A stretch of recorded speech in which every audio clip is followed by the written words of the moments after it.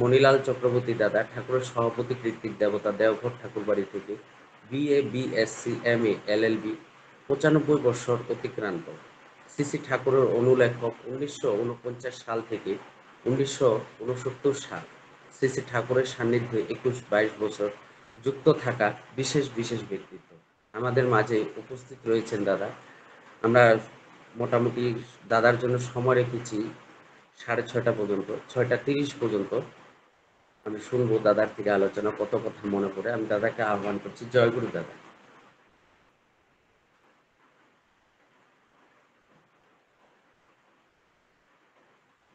শ্রদ্ধেয় মনিল হ্যাঁ দাদা, অডিও অন আছে, ভিডিওটা অফ আছে।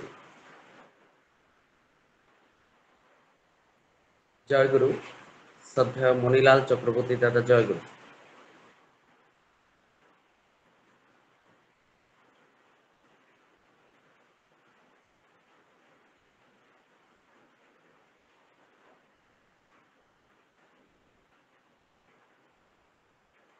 দাদা অডিও অফ হয়ে আছে।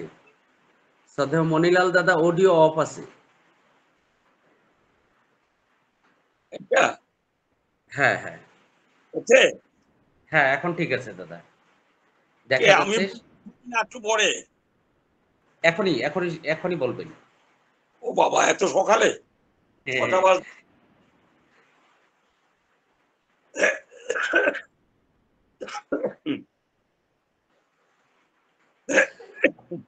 আপনার জন্য দাদা আমরা ৬:৩০ পর্যন্ত আপনার থেকে কত কথা মনে পড়ে শুনবো। ৬:৩০। আরে এত সময় কি বলা যায়? অল্প বলতে হয়, বেশি বললে বকবকানি হয়। ঠাকুর বলছিলেন, ধূপ পাখি ওই ডাকছে ডালে, ধুক ধুক ধুক, আবল তাবল বলিস না ওরে, চুপ চুপ চুপ। ধূপ পাখি ওই ডাকছে ডালে, ধুক ধুক ধুক, আবল তাবল বলিস না ওরে, চুপ চুপ চুপ। বেশিক্ষণ বললে আবল তাবল বলা হয়ে যায়, একটু কম বলাই ভালো। মানুষ বিপ্লব নিয়ে আসে ২-৩টা কথাতেই, ঠাকুরের একটা কথাতেই বিপ্লব চলে আসে। আমাদের মতো লোক বেশি বক বক করলে ভালো হয় না। জয় গুরু। তাও আমাকে আজ বলতে বলেছেন, আমি বলবো। শ্রদ্ধেয় দাদারা এবং মায়েরা, আমি আপনাদের সকলকে আমার প্রণাম জানাই। পরমপিতা রাতুল চরণে আমার গুরুদেব, শুনতে পাচ্ছেন? হ্যালো, আগে শোনা যাচ্ছে, শোনা যাচ্ছে। আমার গুরুদেবের শ্রীচরণে প্রণিপাতে বারবার প্রণাম করি, প্রার্থনা করি, দয়াল আপনার কাছে শক্তি ভক্তি, এবং আপনাকেই শুধু প্রার্থনা করি। এবং সেটা আমি নয়, আমরা মনে হয় আমরা সকলেই তাই প্রার্থনা করি, আর তাই প্রার্থনা হওয়া উচিত। আমি দয়ালকে চাই, দয়ালকে দেখতে চাই, দয়ালের নীতিবিধি আমি মেনে চলবো। আজকে ২৭তম পর্ব চলছে আমার, মানে ২৭ উইক ধরে বলতেছে। আর এইখানেও নবদ্বীপে কম কথা নয়, এতদিন ধরে ওরা সৎসঙ্গ চালিয়ে আসছে। আমি যে কি কৃতজ্ঞ ওদের কাছে, ওই সৎসঙ্গী দাদাদের কাছে, ওই কর্মীদের কাছে, যারা এই ব্যবস্থা করছেন, তাদের কতখানি নিষ্ঠা, সেই নিষ্ঠাকে আমি বারবার প্রণাম করি। সেই নবদ্বীপবাসী গুরু ভাইরা, ঋত্বিকরা বা ভক্তরা, যারা এই অনুষ্ঠানের পরিচালনা করছেন এবং ব্যবস্থা করছেন। আজকে আমার ইচ্ছা আছে শ্রী শ্রী ঠাকুর জাতীয় সংহতি, ন্যাশনাল ইন্টিগ্রেশন এবং আন্তর্জাতিক ইন্টারন্যাশনাল ইন্টিগ্রেশন সম্বন্ধে ঠাকুর কি বলছেন, কেমন করে ন্যাশনাল ইন্টিগ্রিটি অর্থাৎ জাতীয় সংগতি আসতে পারে। আমি ভাবি, শ্রী ঠাকুর আপনার এত বুদ্ধি, এত বিদ্যা, এত জ্ঞান, এত আপনার প্রগাঢ় এত প্রগাঢ় তীক্ষ্ণ রকম বা ভাব, ভাষা এবং জানা কেমন করে আছে আপনার? সর্বজ্ঞত্ব বীজ কাকে বলে জানি না, কিন্তু আপনাকে দেখে, আপনার কথা শুনে, আপনার আলোচনা শুনে আমার মনে হচ্ছে আপনিই সর্বজ্ঞ, আপনিই সর্বজ্ঞত্ব বীজ আপনার মধ্যে নিহিত আছে। আপনি সবই জানেন, সবই জানেন, সবই জানেন। এবার আসল কথায় আসি। আমার সৌভাগ্য হয়েছিল তার কাছে থেকে তার কথা লেখার। এটা আপনারা জানেন, 1961 সালে আমি ঠাকুরের কাছে বসে আছি পার্লারে, সকালবেলা 8ই অক্টোবর 1961 সাল। আমাদের পরম শ্রদ্ধ সেক্রেটারি মহোদয় জ্ঞানন্দ বিকাশ গোস্বামীদা, যার ময়মনসিংহে বাড়ি, MABL, তিনি ঠাকুরের কাছে আসলেন লাঠি একটা ভর দিয়ে। আর জ্ঞানদাকে দেখে ঠাকুর খুব খুশি হন, গোসাই গোসাই করে বলতেন। তখন জ্ঞানদা ঠাকুরকে জিজ্ঞাসা করলেন, ঠাকুর, আজকাল জাতীয় সংগতি নিয়ে খুব কথা হচ্ছে, অর্থাৎ ন্যাশনাল ইন্টিগ্রেশন, জাতীয় সংগতি নিয়ে মানুষ খুব বেশি ভাবে, সেটা সুষ্ঠুভাবে কেমন করে আসতে পারে ঠাকুর? সেটা কেমন করে ভালোভাবে আসতে পারে জাতীয় সংগতি, আপনি দয়া করে বলবেন। এ নিয়ে সমস্ত নেতারা চিন্তা করছেন, ভারতবর্ষ এবং বাইরের নেতারা যারা আছেন তারাও চিন্তা করছেন। What is integrational integrity and what is national integrity? জাতীয় সংগতিটা কি? ভারতবর্ষ একটা দেশ, ভারতবর্ষের মধ্যে এরকম আমরা বহু জাতির লোক বাস করি। সেই জাতিগুলির সেই জাতিগুলোর সংগতি, সেই জাতির মধ্যে পরস্পরের সংগতি কেমন করে আসতে পারে, এটাকেই বলে ন্যাশনাল সংগতি, জাতীয় সংগতি। ভারতবর্ষের মধ্যে যে বিভিন্ন জাতি আছে, সেই জাতিগুলো পরস্পর কেমন করে একে অপরের হয়ে উঠতে পারে, পরস্পর সম্বন্ধন্বিত হয়ে উঠতে পারে, পরস্পর সংগঠিত হয়ে উঠতে পারে, পরস্পর সংগতি পরায়ণ উঠতে পারে, এটাই হলো জাতীয় ন্যাশনাল ইন্টিগ্রেশন। সেটা কেমন করে সম্ভব, সেই কথা জ্ঞানদা ঠাকুরকে জিজ্ঞাসা করলেন। ঠাকুর বললেন, দেশে মানুষের বড় অভাব, মানুষের মতো মানুষই নাই।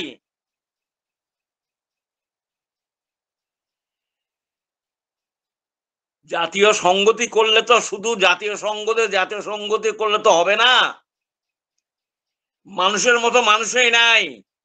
আজকে বৈশিষ্ট্য যেখানে বিধ্বস্ত,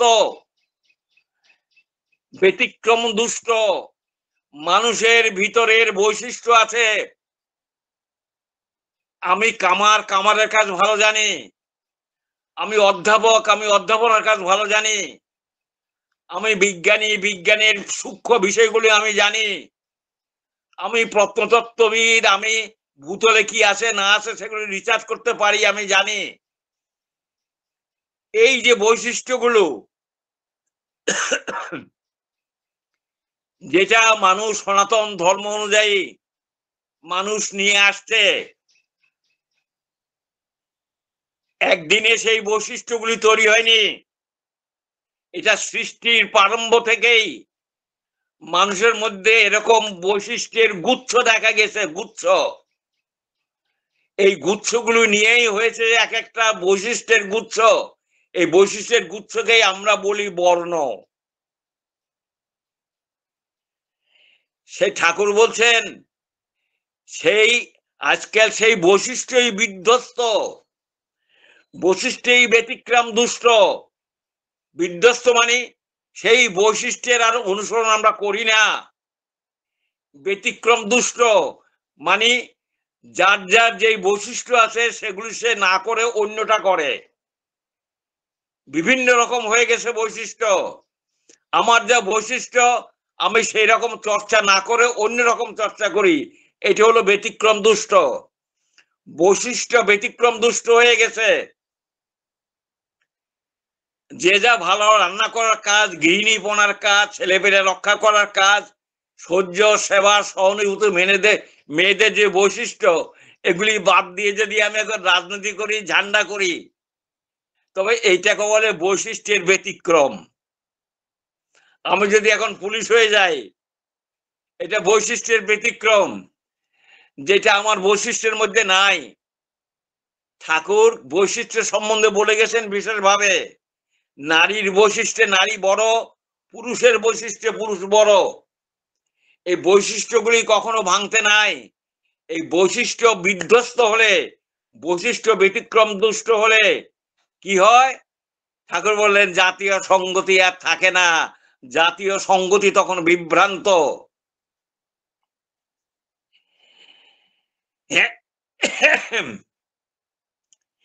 কি করে হতে পারে? সেই পন্থাগুলির নির্দেশ ঠাকুর বলে গেছেন। খুব ত্যাগী এবং দরদী লোক দরকার। ঠাকুর বলছেন, রামদাস স্বামীর কথাতে আসে, বেছে বেছে আত্মীয় স্বজন, বিচক্ষণ চতুর লোককে তুমি ধরবে।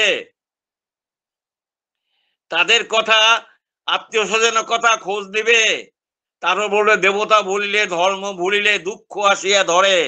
ওই বিচক্ষণ লোক দরকার, চতুর লোক দরকার, চালাক লোক দরকার। ঠাকুর বলছেন,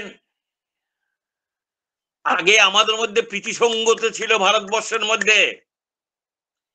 এই আফগানিস্তান বলেন, ব্রহ্মদেশ বলেন, এবং আরো অন্যান্য বহু দেশ, এগুলি ভারতের সাথে যুক্ত ছিল। সব মিলেছিল জম্বু দেশ। এগুলি সমস্ত এখন আলাদা হয়ে ভারতবর্ষ ছোট হয়ে গেছে অনেক। এটার মূল কারণ হচ্ছে বৈশিষ্ট্যের বিভ্রান্তি, একতার বিভ্রান্তি, বৈশিষ্ট্যের ব্যতিক্রমতা, সঙ্গতির অভাব, মিলেমিশে চলার অভাব, প্রীতির অভাব, যাকে বলে প্রীতি সঙ্গতি। সেই প্রীতি সঙ্গতির অভাবের দরুনে আজকে আমরা ছিন্ন ভিন্ন হয়ে গেছি। ঠাকুর বলেন জমিদার প্রথা খুব ভালো ছিল, কিন্তু জমিদাররা যখন থেকে তাদের প্রজাদের অত্যাচার করতে লাগলো, সেবা দিতে লাগলো না, যখন বুদ্ধি হলো নিজেরা কেবল গ্রাস করবো, নিজেরা খাবো, নিজেরা চলবে, কেমন করে ভালোভাবে ইয়ে করবো, আর ওদের দিকে লক্ষ্য রাখা না, তখন এই জমিদারদের উচ্ছেদের প্রারম্ভ শুরু হয়েছে। যেদিন থেকে জমিদাররা তার প্রজাদের রায়তদের ঠিক মতো দেখতে শুরু করলো না, সেদিন থেকেই ওই প্রথা শুরু হয়ে গেছে। জমিদারদের ভালোবাসা, জমিদারদের তাদের প্রতি যেই ভালো ভাব, সেটা ক্রমশ কমে যাওয়ার ফলে আজকে জমিদারের প্রথা উচ্ছেদ হয়ে গেছে। শ্রী শ্রী ঠাকুরও বলছেন মানুষের মধ্যে প্রীতি সঙ্গতি, ভালোবাসার ভাব, একে অন্যের জন্য দাঁড়ানোর ভাব, প্রত্যেকে আমরা প্রত্যেকের তরে, এই ভাবের যখন বিলোপ হয়, এই বৈশিষ্ট্যের যখন বিলোপ হয়, তখন ন্যাশনাল সংগঠন অনেক দূরে, অনেক দূরে, অনেক দূরে। ঠাকুর বলছেন বাঁচা বাড়াটাই হলো ধর্ম। বাঁচা বাড়া ধর্ম মানেই হচ্ছে আমার শারীরিক, মানসিক, আধ্যাত্মিক আমি কেমন করে ভালো থাকবো, এটাই হলো বাঁচা বাড়ার মূল কথা। এটাকেই বলি আমরা আর্য ধর্ম। এই ভারতবর্ষের মধ্যে যে আমরা আর্য ধর্ম বলি, আর্য কথার মানেই হচ্ছে, ঠাকুর বলেন, কি বলেন? কর্ষণ, গতি ও প্রাপ্তি। আর্য কথাটা আসছে ঋ ধাতু থেকে, তার মানে গমন, কর্ষণ, প্রাপ্তি, সকলকে আফইবেলের দিকে, উন্নতির দিকে নিয়ে যেত। এই ছিল গতিশীলতা। এই ছিল গতিশীলতা। আর এই গতিশীলতা আমাদের মধ্যে থেকে যখন থেকে কমে গেল, এই এই গতিশীলতার সংস্কৃতি আমাদের যখন থেকে চলে গেল, তখন থেকে আস্তে আস্তে পতন শুরু হয়ে গেল। ঠাকুর কথায় কথায় বলছিলেন, আমি নিজে কানে শুনেছি। যাত্রা দেখতে গেলাম, যাত্রা থিয়েটার, পণ্ডিতদের মাথায় টিকি আছে, সেই টিকি সম্বন্ধে কত রকম কুৎসা টিপ্পনি কাটত, টিপি ধরে ঠাট্টা করত। ঠাকুর বলতেন, আমার মনে বড় কষ্ট হতো, পণ্ডিতদের এরকম করে ঠাট্টা করছে। এইসব জিনিস আমি ভালো মনে করি না, দেশের অধঃপতনের কথা ভাবতাম। তারপর ঠাকুর বললেন, বৌদ্ধ ধর্মের পরে বিশেষ করে দেশের অবনতি আরো বিরাট ভাবে আসলো। বিজাতীয় দেশ তখন আমাদের ইনভেশন করলো, আমরা দুর্বল হয়ে গেলাম। খুন মুঘল এরা সমস্ত আসতে লাগলো। তারপর দেশ ক্রমশ ভাগ হয়ে গেল। ভারতবর্ষ থেকে ভাগ হয়ে অনেক দেশ চলে গেল, ভারতবর্ষ ভাগ হলো। বঙ্গবিহার একসাথে ছিল, বঙ্গবিহারও ভাগ হলো। এইসব কথা আমি কেবল মাথায় চিন্তা করি। ঠাকুর বলছেন, আমার আর ঘুম হয় না। দুর্দশা দুর্গতি আমাদের দেশের ক্রমশই আমাকে যেন ঘিরে দিচ্ছে। এই চিন্তায় মাথা আমার অস্থির, ঘুম হয় না।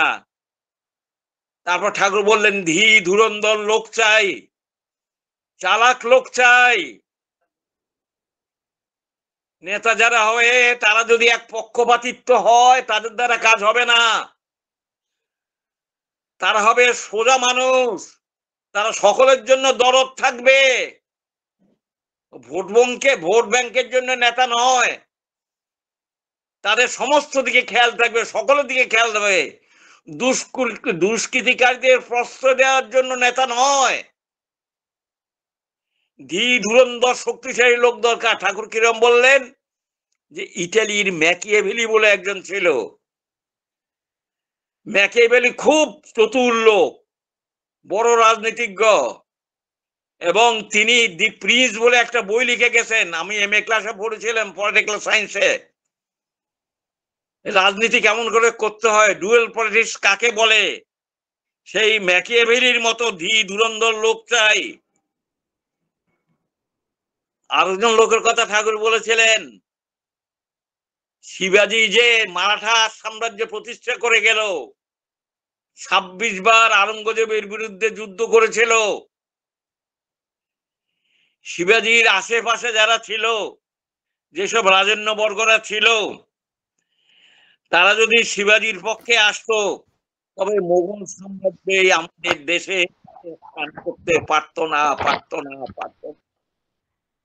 শিবাজিকে কেউ সাহায্য করলো না। একজন বিত্তশালী মহিলা ছিল, ঠাকুর বলছেন শিবাজি তার অর্থের জন্য, শিবাজি তাকে ফিরিয়ে দিল, কিছু দিল না। ঠাকুর বলতেন, শিবাজি তো দেশের জন্য গিয়েছিল, কিন্তু তাকে প্রত্যাখ্যান করলো, তাকে বুঝলো না।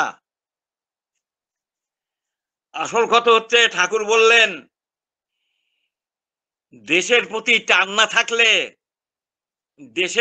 টান না থাকলে মানুষ সংগঠিত হয় না। সাভারকারের কথা পড়েছিলাম, 1883 সালে জন্ম, 1907 সালে ব্যারিস্টার হয়, সমুদ্র থেকে লাফ দেয়, অস্ট্রেলিয়া চলে যায়, ব্রিটিশরা চালাকি করে ধরে নিয়ে আসেন। তার এত দেশপ্রেমিক ছিল, তিনি একটা বই লিখেছেন, দি ইন্ডিয়ান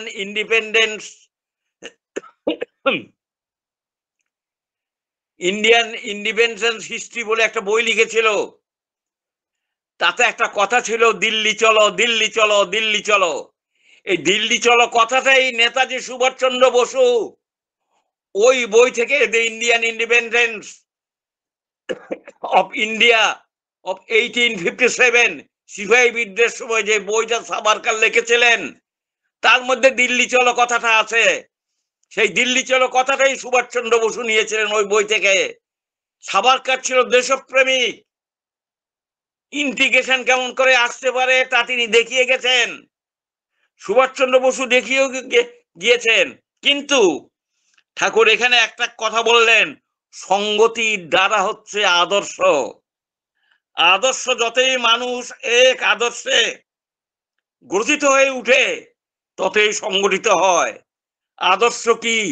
আদর্শ এসে দেশ থেকে, দেশ আসছে কোত্থেকে? আদর্শ থেকে। একটা আদর্শকে কেন্দ্র করে একটা টেরিটরি হয়, সেটা হলো দেশ। আর দেশের মূলে থাকে আদর্শ। সুরেন্দার একটা গান আছে, বলজয় গুরুজির, বলজয় ধর্মের, বলজয় কৃষ্টির, বলজয় ভারতের। বলজয় গুরুজির মানে হচ্ছে বলজয় আদর্শের জয়, বলজয় ধর্মের জয়। আদর্শ কেন্দ্র করেই ধর্ম আছে। আর আদর্শের মধ্যে আছে দেশ কথাটা। দেশ হচ্ছে একটা টেরিটরি। এই টেরিটরিটা গঠিত হয় আদর্শের দ্বারা। আদর্শ কেন্দ্রিক পুরুষ এই দেশ গঠন করে, আর সেটাই তখন ধর্মে, সেখানে আমরা ধর্ম প্রতিষ্ঠা করি, বাঁচাবার প্রতিষ্ঠা করি, আর্যত্বের প্রতিষ্ঠা করি। ঠাকুর বললেন সঙ্গতির মূলেই হচ্ছে আদর্শ। মানুষকে এক আদর্শে, এক আদেশে গঠিত করে তুলেই হচ্ছে ব্যক্তি ও সমাজ জীবনের সুস্থির হওয়া উঠা। আর ওই আদর্শ মানে হলো যিনি আমাদের ঈপ্সিত প্রেয়। আর আমি তাকে বলি লাভ লর্ড, বিলাভেড দি লর্ড। এই কথা ঠাকুর বলে গেছেন।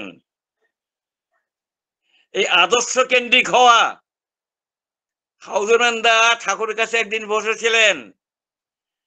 ঠাকুর কথায় কথায় বলছেন যে অ্যানয়েন্টেড উইথ দ্য লাভ লর্ড, প্রিয় পরমের সহিত, প্রিয় পরমের সহিত, প্রিয় পরমের রঙে রঙিন হয়ে হচ্ছে anointed with love Lord. Christ means anointed with the love Lord. ইষ্টের সাথে, ইষ্টের সাথে, গুরুর সাথে অ্যানয়েন্টেড অর্থাৎ মাখানো হয়ে গেল। ক্রাইস্টের গুণাবলীকে যে ইমবাইব করে, ক্রাইস্ট হলো ভালোবাসার দ্বারা মাখানো। এই ক্রাইস্ট লাইক অ্যাট্রিবিউট যার মধ্যে আছে, শ্রী ঠাকুর লাইক অ্যাট্রিবিউট যাদের মধ্যে আছে তারাই সৎসঙ্গী। ক্রাইস্ট লাইক অ্যাট্রিবিউট যাদের মধ্যে আছে তারাই really Christ. Anointed with Christ, anointed with Christ মানে হচ্ছে প্রিয় পরমের ভালোবাসার রঙে রঙিন হয়ে ওঠা। শ্রী ঠাকুর আমাদের প্রিয় পরম, তার রঙে রঙিন হওয়ার মাধ্যমেই ইন্টারন্যাশনাল যাকে বলে ইন্টিগ্রিটি আসতে পারে, ন্যাশনাল ইন্টিগ্রিটি আসতে পারে। ঠাকুর একদিন যেখানে আমাদের প্রার্থনা হয় অশ্বত্থ গাছের তলে, ওইখানে একটা কাঠের কারখানা ছিল, তার অদূরে ঠাকুর বসে আছেন। আর সেই কারখানাতে আমাদের মনোহর মিস্ত্রি, রাধাচরণ দা, এরা করছে কি, দরজা বানাচ্ছে, কাঠের মধ্যে ঠক ঠক ঠক ঠক করে আওয়াজ করছে, পেরেক পুঁতে একটা কাঠের সাথে আর একটা কাঠ লাগাই দিচ্ছেন। ঠাকুর তখন বললেন, এই যে কাঠের সাথে কাঠটা লাগাই দিচ্ছে, শক্ত হয়ে যাচ্ছে, ঝড় তুফানও কিছুতেই নষ্ট হয় না। আমি বলি তোমরাও সকলে ম্যাগনেটিক পুলের সাথে, একটা ম্যাগনেট আছে, ম্যাগনেট চারদিকে যে লোহার টুকরাগুলি রাখি সেগুলি অ্যাট্রাক্টেড হয়। ঠাকুর বললেন ম্যাগনেটিক পুলের সহায়তায় একটা লোহাখণ্ড যেমন আকর্ষিত হয়, তার কাছে টেনে নিয়ে আছে, তোমরা সবাই তেমনি বলিয়ান হয়ে উঠো ইষ্টের সাথে আকর্ষিত হয়ে। ম্যাগনেটিক ফাইলিংস গুলো, ম্যাগনেটের টুকরাগুলো, লোহার টুকরাগুলো যেমন ম্যাগনেটের সাথে আকর্ষিত হয়, তোমরাও ইষ্টের সাথে আকর্ষিত হয়ে বলিয়ান হয়ে উঠো। এই ম্যাগনেটিক পুল একটার সাথে একটা জোড়া লেগে গেলে আকর্ষিত হয়ে গেল। এই আকর্ষণ যত বেশি বাড়বে, এই আকর্ষণটা বাড়বে কি দিয়ে? জীবন্ত সদ্গুরুকে নিয়ে। মানুষ জীবন্ত সদ্গুরুকে ধরে যতই ওই নাম ধ্যান পরায়ণ হয়, তার আদেশ নির্দেশ বহন করে চলে, ওই জীবন্ত সদ্গুরুর প্রতি তার সত্তার সম্বেগ যত বেশি থাকে, ধর্ম অর্থ কাম মোক্ষ ইত্যাদি তখন সবই আসতে থাকে। সবকিছুর মধ্যে সে তখন দেখে, কি দেখে? দেখে সেই একই জিনিসকে দেখে, সেই এককেই দেখতে পারে, সবকিছুর মধ্যেই তাকেই দেখে, আবার তার মধ্যে আবার সবকে দেখে। আমি ভারতবর্ষের সমস্ত পরিবারকে এক বলে দেখি। কাল একজনের বক্তৃতা দিয়েছিলেন, সেখানে কোনো হিংসার থাকবে না, দলাদলি থাকবে না, পোষণ থাকবে না, ভোট ব্যাংকের ব্যাপার থাকবে না। সকলের জন্যই আমি, যেমন ঠাকুর বলেন সেরকম সুবর্ণোদয় হয়ে কাউকে তখন ছাড়তে ইচ্ছা করে না। ঠাকুর বলেন ভালোবাসার নিদানে পালিয়ে যাবার বধূ বিধান পেলে কোনখানে। এই যে ভালোবাসাটা, একটা গান, এই গানটাও ঠাকুর মাঝে মাঝে করতেন সরোজিনীমার দিকে দেখে যারা ওইখানে ছিল। ভালোবাসার নিদানে পালিয়ে যাওয়ার বধূ বিধান পেলে কোনখানে। অর্থাৎ হে বউ, হে বৌমা, হে আমার স্ত্রী, আমি তোমাকে ভালোবাসি, ভালোবাসার নিদানে পালিয়ে যাওয়ার বিধান, তুমি আমাকে কেমন করে পালিয়ে যাবো ছেড়ে? ভালোবাসার নিদানে, ভালোবাসার উপকরণ দিয়ে আমি তোমাকে এত ভালোবাসি, এত আদর করি, এত সোহাগ করি, তুমি আমার কাছ থেকে পালিয়ে যেতে পারবে না। তেমনি ইষ্টকে ভালোবাসার মাধ্যমে ইষ্টের নাম ধ্যান, ইষ্টের নিষ্ঠা, ইষ্টের আদেশ বিদেশ ইত্যাদি পালন করার মধ্যে দিয়ে আমাদের মধ্যে যেই ভালোবাসার সঞ্চার হয়, সেই ভালোবাসাই হচ্ছে আসল জিনিস। সদ্গুরুর প্রতি সত্তার সম্বেগ তখন বেড়ে যায়, তার আদেশ বহন করে তখন চলতে ইচ্ছে করে, সবকিছুর মধ্যে সে তখন দেখে। এইটা জিনিসটা যত বেড়ে যায় তাকে ম্যাগনেটিক পুল বলে। মানুষ তো মানুষকে বাদ দিয়ে তো আর কিছু হয় না, ম্যাগনেটিক পুল বলে। ম্যাগনেটিক পুলে হচ্ছে ওই ইষ্টরূপী ম্যাগনেটকে বাদ দিয়ে ধর্ম হয় না। ইষ্টরূপী ম্যাগনেটকে বাদ দিয়ে, ইষ্টরূপী ম্যাগনেট মানি শ্রী শ্রী ঠাকুর, ইষ্টরূপী ম্যাগনেট মানি শ্রী শ্রী রামকৃষ্ণ পরমহংসদেব, ইষ্টরূপী ম্যাগনেট মানি রসুল, শ্রীরামচন্দ্র ইত্যাদি। ইষ্টরূপী ম্যাগনেটকে ছাড়া ধর্ম হয় না। আর ধর্মের মধ্যেই তখন ওই একত্রে বাঁধবার সঙ্গতিতে তখন দৃষ্টি খুলে যায় মানুষের, সে তখন লোকপ্রিয় হয়ে উঠে, সঙ্গতিও তাকে ঘেরে দানা বাড়তে থাকে, অসৎ নিরোধী পরাক্রমে উঠেছে সে। ছত্রপতি শিবাজির নাকি এপিলেপসি ছিল, এপিলেপসি মানে মৃগী রোগ ছিল ছত্রপতি শিবাজির, কিন্তু সেগুলি তাকে কিছুতেই কাবু করতে পারেনি। আফজল খাঁকে হত্যা করে ফেললো, মারাঠা সাম্রাজ্য এস্টাবলিশ করে ফেললো। সেই প্রিয় পরম একটা কথা বলেন, কি বলেন? গড শব্দের মানে কি জানো? শ্রী শ্রী ঠাকুর আমাদের বলছেন গড শব্দের মানে কি জানো? গড শব্দটা আসছে হু ধাতু থেকে। হু ধাতু মানে হচ্ছে আহ্বান করা, ডাকা। তা আমরা ভগবানকে ডাকি, ভগবানকে আহ্বান করি, তার নাম ধ্যান করি, সৎ পথে চলি, এটাই তো তাকে ডাকা, এটাই তো ভগবানের হু ধাতু যে মানি, সেই মানুষের সার্থকতা। ডাকা এবং করা, এই দুয়ের মধ্যে দিয়ে আমার অভিষ্ট ফল পেতে পারি। মিস্ত্রিরা ওখানে কাজ করছিল, একটা লোহার সাথে আর একটা লোহা লাগায়, শক্ত করে লেগে ইস্টের সাথে তেমনি যোগ হওয়া চাই। ভারতবর্ষের যত পিপুল আছে এরকম ভাবে যদি ওরা গুচ্ছ হয়ে যায়, অর্থাৎ এক আদর্শের সাথে যুক্ত হয়ে যায়, ভারতবর্ষ তখন একটা ম্যাগনেটিক পুল হয়। এই ভারতকে তখন ইউরোপেরা আসে, আমেরিকানরা আসে, বিভিন্ন দেশ ভারতের সাথে তখন যোগসূত্র রচনা করে, একটা গুচ্ছ এসে দাঁড়ায়, আরেকটা গুচ্ছ এসে দাঁড়ায়, আরেকটা গুচ্ছ এসে দাঁড়ায়। এই ম্যাগনেটিক পুল হওয়া চাই ভারতের, এবং সেটা কেন্দ্র হবে ইষ্টকে আদর্শকে কেন্দ্র করে। ইষ্টকে আদর্শকে কেন্দ্র করেই ম্যাগনেটিক পুলের সিস্টেম। ঠাকুর বলছেন ভারতবর্ষ সেই ম্যাগনেটিক পুলের মতো হয়ে যাক, অর্থাৎ আমাকে কেন্দ্র করে, ইষ্টকে কেন্দ্র করে, প্রিয় পরমকে কেন্দ্র করে তারা দানা বেঁধে উঠুক, দানা বেঁধে উঠুক। ইন্ডিয়া যখন এই দানা বেঁধে উঠবে, ইন্ডিয়ার সমস্ত মানুষগুলো যখন ওই তার সাথে একগুচ্ছ হয়ে যাবে, তা দেখে তখন ইউরোপিয়ান লোকরা আসবে, আমেরিকার লোকরা আসবে, রাশিয়ার লোকরা আসবে, চীনের লোকরা আসবে, সমস্ত দেশের লোক যোগসূত্র রচনা করবে। সেটাই হলো হোল ওয়ার্ল্ড। তখন সমস্ত পৃথিবী মিলে একাই তো পৃথিবী হবে।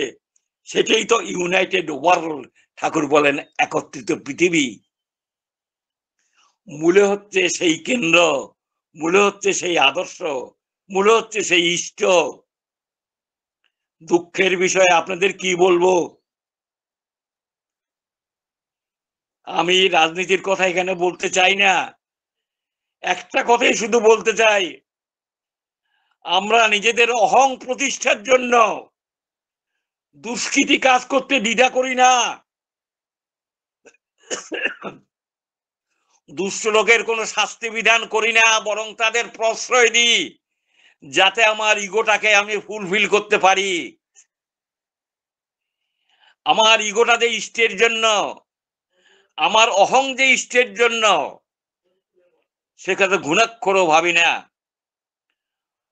চন্দ্রেশ্বর শর্মা বলে আমাদের এক দাদা ছিল, তার ছেলে মোহনের সাথে আমার দেখা হলো। এইবারে যখন দেওঘরে গেছিলাম, মোহন খুব দুষ্ট প্রকৃতির লোক, বর্তমানে সে দেওঘর কোর্টের উকিল। আমার সাথে দেখা হলো, আমি বললাম তুমি এখনো স্বস্তি নাওনি? তোমার বাবা ঋত্বিক এত সুন্দর ড্রাফট লিখতো, এত সুন্দর ওকালতি করতো, এত সুন্দর ক্রস করতো, আর তুমি এখনো ওই জানো নেই, চলো আজকে সৎসঙ্গে যাবে। সেদিন গেস্ট হাউসে একটা সৎসঙ্গ ছিল, গোপাল বিশ্বাসদার মৃত্যুবার্ষিকী উপলক্ষে। গোপালদার ছেলেরা দিচ্ছিলেন, গোপালদার ছেলে, ছেলের স্ত্রী, এরা সকলে আসছিল। আমি সেখানে বক্তৃতা দিচ্ছিলাম, কথায় কথায় আমি তখন ইন্টিগ্রেশনের কথা বলছিলাম, গোপালদার কথা বলছিলাম। কত সুন্দর লোক, দেখলেই মনে হয় একটা আর্য জাতি কাকে বলে। গোপালদাকে চেহারা দেখলে, চেহারা মুখটুকে কথা বলে, লম্বা চওড়া চেহারা, এত সুন্দর যে বলার নয়। ঠাকুরের বাণী তিনি 10-15 পৃষ্ঠা একসাথে এক বক্তৃতায় তিনি বলে গেছেন, একটাও দাড়ি করা মাথার মিস হয়নি, একটা বাণীও ভুল হয়নি। সে গোপালদার কথা বলছিলাম, বলে ওদেরকে বলছিলাম, তুমি তোমার বাবার সন্তান এখন শস্য। তো পরের দিন করছে কি, সকালবেলা এসে আমার মাধ্যমে শস্য নিল, ঠাকুরই দিছেন, আমার মাধ্যমে শস্য দিল। সেই চন্দ্রেশ্বর একদিন আমাকে কথায় কথায় আমার বাড়ি গেছিল, বাড়ি গেলে, মনিদা আপনি বলতে পারেন সাধন ভোজন করতে গেলে দুইটা গহ্বর আসে, ভ্রমর গুফা কি এবং অহংটা কি। সাধনার পথে মানুষ যখন অগ্রসর হয় তখন দুইটা জিনিস তাকে গ্রাস করে, একটা হচ্ছে কাম, কামনা, আর একটা হচ্ছে অহং। কামনাটা হয়তো পার হইলাম, কিন্তু অহংটাকে পার হওয়া বড় শক্ত। আজকে আমাদের যে পলিটিক্স চলছে, অহংয়ের খেলা চলছে। আমি বড়, আমি যেমন করে পারি আমি নিজকে নিজে প্রতিষ্ঠা করব। দুর্নীতি হোক, ডাকাতি হোক, চালক সমস্ত সমর্থ করে তাদের যাতে ভোট পেতে পারি। আমি পলিটিক্সের মধ্যে যেতে চাই না, কিন্তু দেশের জন্য ভালোবেসে, দেশের মানুষের জন্য করা, সমানভাবে বিচার করা। শাসন সংস্থা যদি নিরপেক্ষ না হয়, দেশ তখন জাহান্নামে যায়। জানি না আমাদের কে বাঁচাবে। সেই পরম পিতার আশীর্বাদ, পরম পিতার দয়া, সেই পরম পিতাকে কেন্দ্র করে আমরা যত সংগঠিত হয়ে উঠবে, একমাত্র পারে সৎসঙ্গীরা। বলে কেন বলছেন আপনার একটা সেক্টেরিয়ান ভিউ? কি বলে, রামকৃষ্ণ মিশন আছে, ভারত সেবা সংঘ, তারাও পারে, নিশ্চয়ই পারে, 1000বার পারে। ওই সংগতি দরকার, সংগতি দরকার। Rise of Bengal, rise of India, rise of India is rise of the whole world. কে পথ দেখাবে?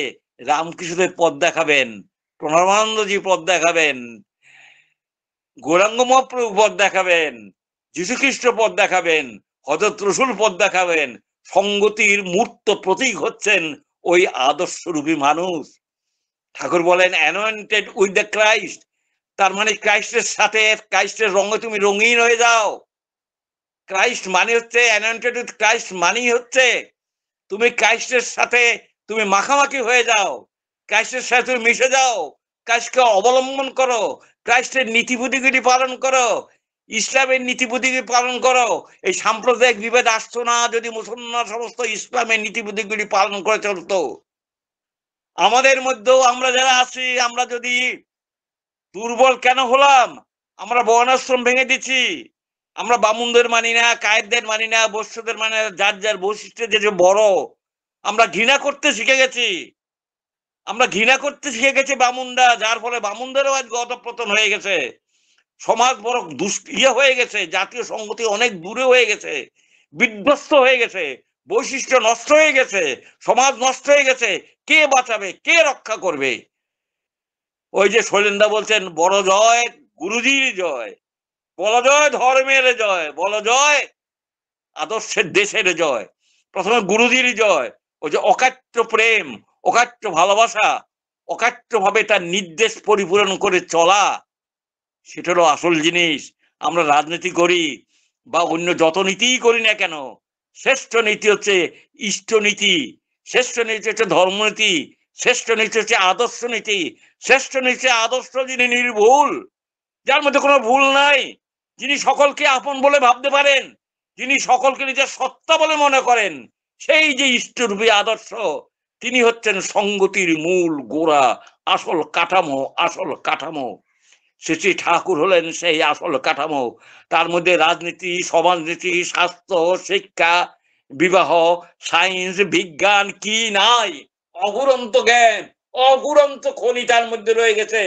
আমরা যতখানি তার কাছ থেকে দোহন করে নিতে পারবো, ততখানি আমরা সমৃদ্ধশালী উঠবো। চাই চরিত্র বল, চাই তার নির্দেশ পালন, চাই তার আনুগত্য, নিষ্ঠা, আনুগত্য, কৃতি সম্বেক। তাতে অহংভাব থাকবে না সেখানে। আমি কর্তাই ভাব নয়, ঠাকুরই সব, ঠাকুরই সবকিছু করছেন, ইষ্টই সবকিছু করছেন, রামকৃষ্ণদেবী সবকিছু করছেন, বুদ্ধদেবী সবকিছু করছেন। এই ভাব থাকা চাই, এই ভাব থাকা চাই, তবেই সে দেশের নেতা। ইষ্ট নাই নেতা যেই, সে জমের দালাল হয়। তার মধ্যে ইষ্টের মধ্যে ওইসব বুদ্ধি তো নাই, বুদ্ধি হচ্ছে অহংের প্রতিষ্ঠা। সেজন্য ইষ্টকে প্রতিষ্ঠাই করা হলো সত্যিকার রাজনীতি, সত্যিকার সংগতি, ন্যাশনাল ইন্টিগ্রিটি বলি, ইন্টারন্যাশনাল ইন্টিগ্রিটি বলি, আন্তর্জাতিক সংগতি। ওই ম্যাগনেট যেমন আকর্ষণ করে, ভারতবর্ষ হচ্ছে ম্যাগনেটিক পুল। ভারত জাগিলে জাগিবে জগৎ। সমস্ত ভারতের দিকে লোকেরা চেয়ে আসেন। ৩৩ কোটি দেবতা ছিল, তার মানে কি আচার আচরণ চলাবলা এমন ছিল। কিন্তু কালক্রমে আমরা নিজেরা বহু রকম বিভ্রান্তির ফলে, বহু রকম প্রবৃত্তির দরুন, বহু রকম অসদাচারে চলার জন্য, দরুনের জন্য আমরা অনেকখানি পতিত হয়ে গেছি। কে আমাদের উদ্ধার করবে? রঘুপতি রাঘব রাজা রাম, পতিত পাবন শ্রীরাম। এই পতিত পাবন আমাদের রক্ষা করবেন। তিনি শ্রীরামচন্দ্র, তিনি শ্রী ঠাকুর অনুকূলচন্দ্র, তিনি শ্রী ঠাকুর হজরত, তিনি ঠাকুর শ্রী রামকৃষ্ণ পরমহংসদেব, শ্রী গৌরাঙ্গদেব। তিনি আমাদের উদ্ধার করতে পারেন, তিনি আদর্শ। তাকে নিয়ে সংগতি নেতারা এবং যারা ভারতবর্ষের বিশ্ব লোক, আমার অনুরোধ, আমার বলা আপনাদের সকলের কাছে, আসুন আমরা একসাথে আমাদের যে কৃষ্টির ধারক বাহক, বর্ণাশ্রমের যিনি মূর্ত প্রতীক, মানুষের বৈশিষ্ট্যের যিনি মূর্ত প্রতীক, সেই মহান আদর্শ কমল অবলম্বন করি। অবলম্বন করা মানে তার দীক্ষায় দীক্ষিত হয়ে, তার শাসনে অনুশাসিত হয়ে, তার কথা মতো চলে, নামদান করে চরিত্রকে শুদ্ধ করা তোলা। এই চরিত্রকে শুদ্ধ করে চলাই হচ্ছে ম্যাগনেট হওয়া যাওয়া, আকর্ষণ। আমি তখন আকর্ষণ করতে পারি, অ্যাট্রাক্ট করতে পারি। কাকে অ্যাট্রাক্ট করব? মানুষগুলো অ্যাট্রাক্ট করব কিসের দ্বারা? আমাদের ভালোবাসার দ্বারা। কিসের ভালোবাসা? ইষ্টের প্রতি যে ভালোবাসা, সেটা তখন বিচ্ছিন্ন হয়ে যায়, সঞ্চারিত হয়ে যায়। ফুল যে ফুটে, তার গন্ধটা মানুষ নিয়ে যায়। ফুল ঠাকুর পারিজাত ফুল, স্বর্গেতে পারিজাত ফুল ফুটে এসছে এই ধরা দামে।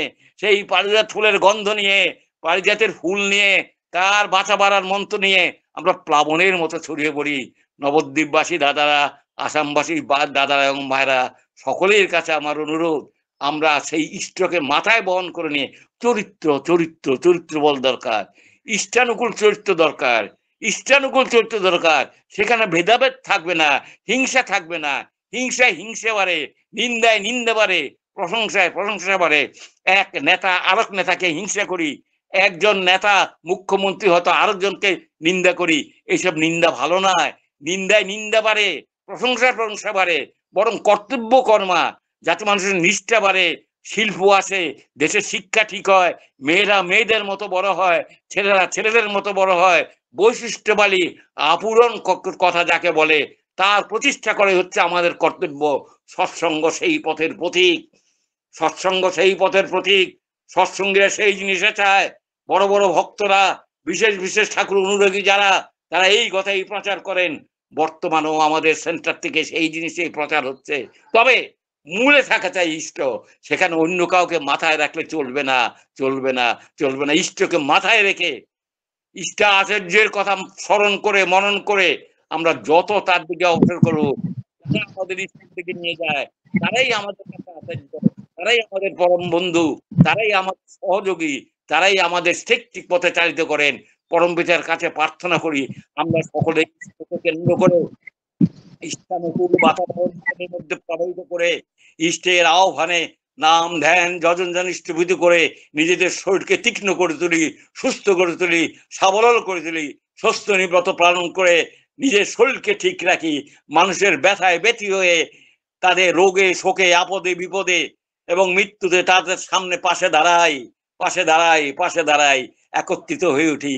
ইন্টারন্যাশনাল ইন্টিগ্রেশন, ন্যাশনাল ইন্টিগ্রেশন যাকে বলে, ওই এককেই কেন্দ্র করে আসে। পরম পিতার কাছে প্রার্থনা করি দাদা এবং মায়েরা, আমরা সেই পথের প্রতি, আপনারা আরো সেই পথে অগ্রসর হয়ে উঠেন।